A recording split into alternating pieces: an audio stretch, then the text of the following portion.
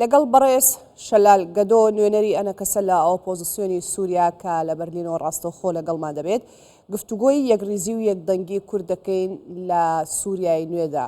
بەڕێز شەلال گەدۆم کاتت باش، سوپاس کە ئامادەی لەگەڵمان.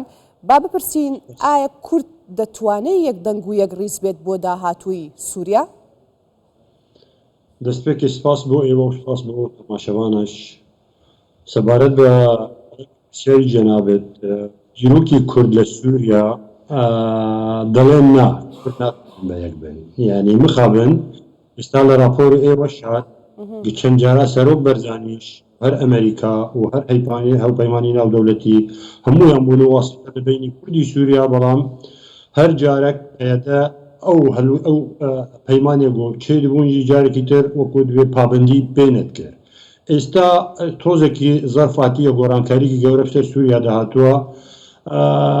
ئەو پارتیە و قەسەدە و هەموو ئەو منزومە و ئەو ئەحزابی لێردۆریان دەوێ بە مەسئولیت گفتوگۆی بکەن، یعنی ئەنەکەسە لە هەر دەمەکورد هەر کاتێک حاضرە بۆ یەکرێزی کورد و بۆ یەکدەنگی و یەکرەنگی کورد و تایبەتی لە ئەم مەرحلەدا ئێمە یعنی لە دەستپێکی ئەم ڕەوشی تازە ڕوودا لە سووریا بە ئەمریکیەکانمانوەت و بە تەحالوفی دەولی و بە هەموو وڵاتانی زیلهەیە دۆستی کورد لە سووریا پێمانوت گفشاری بکەن لە قەسەدە و لە پایەدە و ئەو پارتیە دەردۆری ئەوان ئێمە توانبن دیالۆگێکی جدی ئەم جارە بکەن و پابند بن لە نەتائج و ئەنجامەکانی ئەو دیالۆگە. یعنی تەجروبە ئێمە لە تەجروبە فێر بوونە لەگەڵ ئەو برادەران، هەر گفتوگۆیەک دروست دەبێت، هەر پەیمانێک پێکەوە ئیمزا دەکەن، ئەوە پابندی نابن، ئەوەی کێشەیەکی زۆر گەورەیە. هێژایە گەدۆ دەمەوێت بزانم خاڵی ناکۆکی ئێوە و پێدە چییە؟ وا دەڵێ هەر ڕێککەوتنێک واژۆ دەکرێت، ئێمە پابندین بەڵام ئەوان پابند نابن، دەبێ ناکۆکیەک لەو نێوەندەیە هەبێ. ناکۆکی لەبێنمان زۆرن لە دەستپێک ناکۆکی سیاسی. ئێمە وەکو ئەنەکەسە داوای سووریایەکی فێدرال دەکەن و داوای مافی فێدرال بۆ کوردستانی سووریا دەکەن، ئەوان داوای شتێکی تر دەکەن. ئێوان دەڵێن سووریا با وڵاتێکی ناوەندی بە، ئێمە دەڵێن با سووریا وڵاتێکی نەناوەندی بە، یعنی هەر بۆ ئایندەی سووریا و بۆ مافی کورد ناکۆکی سیاسی زۆرە لە بینمان. لە دەستپێک ئێمە و ئەوان دەوەی ڕێکەوتنێکی سیاسی بکەن بە زمانی ئەمریکی بە گەرانتی ئەمریکا و تەحالوفی ناودەوڵەتی ئێمە هەمومان هەموو ئەتراف پابندی ئەو تشتی لەسەر ئیمزا بکرێت و بڕۆین لە شان بڵێن، یعنی نابێ ئێستا ئێمە شاندێکی دروست بکەن و هەر ئەندامێکی شان بڕۆن نەڕینێ پارتیە خۆیان حزبی خۆی بڵێ، ئەو کاتە نابێ، ئەو کاتە زەرەر دیگە مەسەلەی کورد لە سووریا.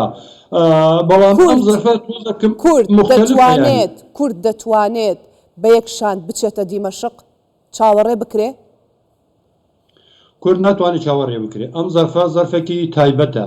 ئێمە وەکو ئەنەکەسە ینی هەلوێستمان دیارە و پێش من ئێستا ئەوە بەردەفکی ئەنەکەسەجی قسەی کرد بەڕۆنی بە وزوحی، ینی هەلوێستی ئەنەکەسە دیارە. ئێمە پابندی هەر ئەتیفاقیەک دەبن لە پێشترژی لەگەڵ پایدە ئیمزامان کردووە و ئێستاژی لەژێر سەرپەرشتی ئەمریکا و تەحالوفی ناودەوڵەتی ئێمە حاضرن بوو گفتوگۆ و ئەم دیالۆگێکە ئێستا دکەن، ینی ئێمە بە جەدی درۆن ئەو دیالۆگە هیوادارن، هیوامان ئەوایە ئەوانش ئەم جارە ینی توانبن کەش و هەوایەکی دروست بکەن لە ئەو دەڤەرە ئەم گفتوگۆگە ئەم دیالۆگە ئەنجامێکی باش ینی سەرکەوتنێکی بەدەست بهێنن.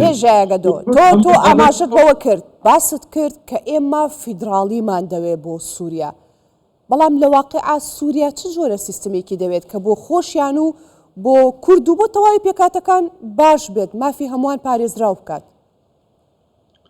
ئێمە هەر داوای مافی فیدرالی دکەن وەکو باسم کرد و دەڕۆین ئەوە لەسەر ماسەدادنن و گفتوگۆ دەکەن لەگەڵ هەموو هێزەکانی سووریا، هێزەکانی نیشتمانی سووریا، ئەوێگە لە پێشتر ئۆپۆزیسیۆن بوون، ئەوێگە ئێستاش دەسەڵاتن.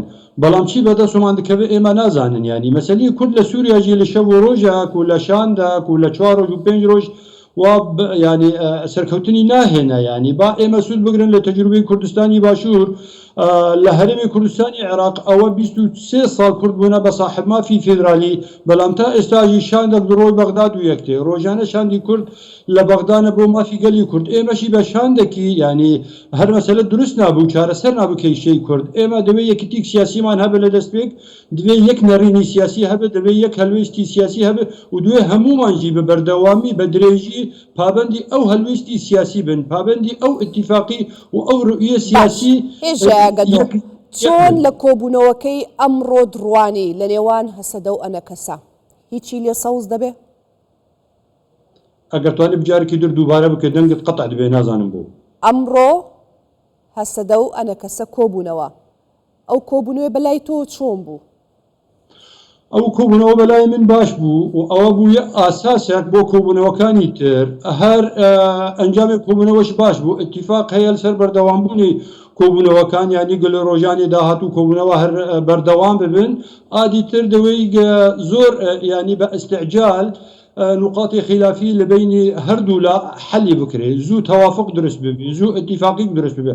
ئەو کۆبوونە وەکو کۆبوونەوەی دەستپێک باش بوو، بەڵام ینی ئێستا ئەم سەفیری ئەمریکا لە دەواریان ئەوی تەحالوفی ناودەوڵەتی دەوێ هەمومان دەزانبن ئەوە تەمەنی مانگێک ماوە، ینی مانگێکی تر 27 ڕۆژی تر ئەم ئیدارەی ئەمریکا گۆڕانکاری بەسەرتێ و ئیدارەیەکی تر دێ بە کوشکێ سپید بە دەسەڵاتدار.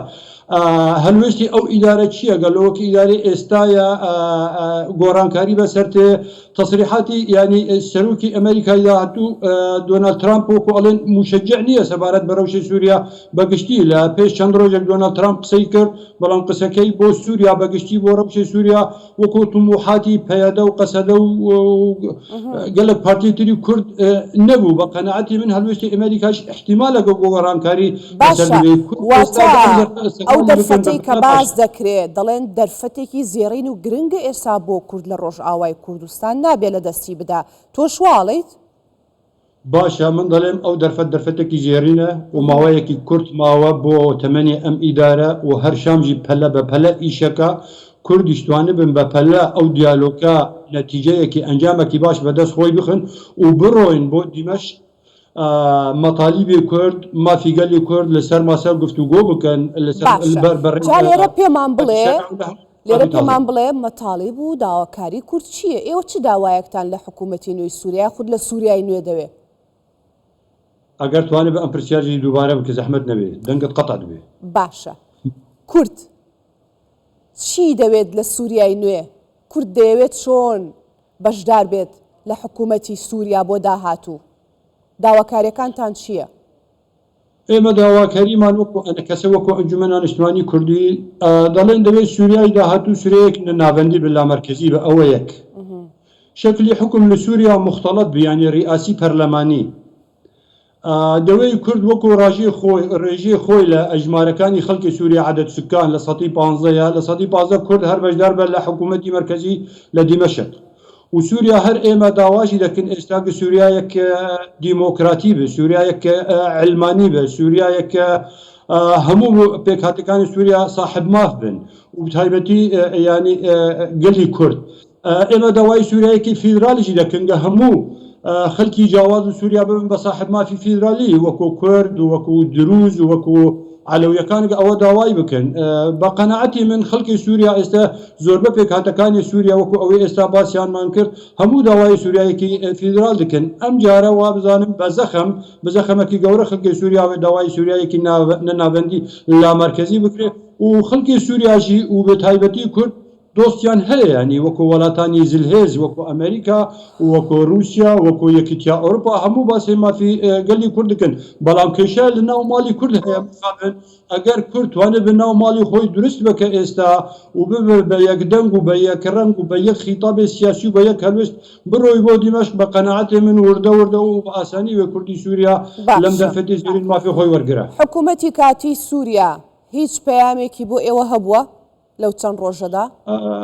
حکوومەتی کاتی ئەوە تەمەنی 56 ڕۆژ ماوە، ئەو حکوومەتە بۆ هەر شتی وەگوت دەمکیە، بەڵام تەسریحاتی ئەو حکوومەت و ئەی بەڕێز ئەحمەد شەرع هەموو مطمئنە دیارێکی ئەو برادرانەی ئێستا دەسەڵاتن ینی پیاون براگماتینە خۆی دوگۆڕن، ینی لە پێشتر ئەوانە تەنزیم القاعیدە بوون، دوای ئەو بوون جەبهەت النوسرا، دوایی بوون هەیئەت تەحریر الشام. ئێستا من دوور نابینم کە جارێکی تر ناوێ خۆی بگۆڕن و ببن مسلمانی معتەدل، ینی دیارەگە تەفاهم لەگەڵ ئەوان تۆزێک ئاسانە.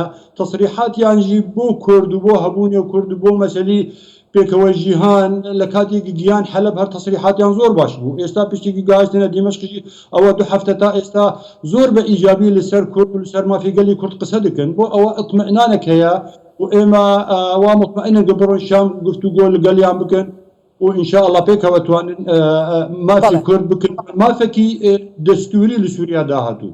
بەڵێ هێژایە شەلال گەدۆ نوێنەری ئەنە کەسە لە ئۆپۆزیسیۆنی سووریا لە بەرلینەوە گەلێک سوپاس.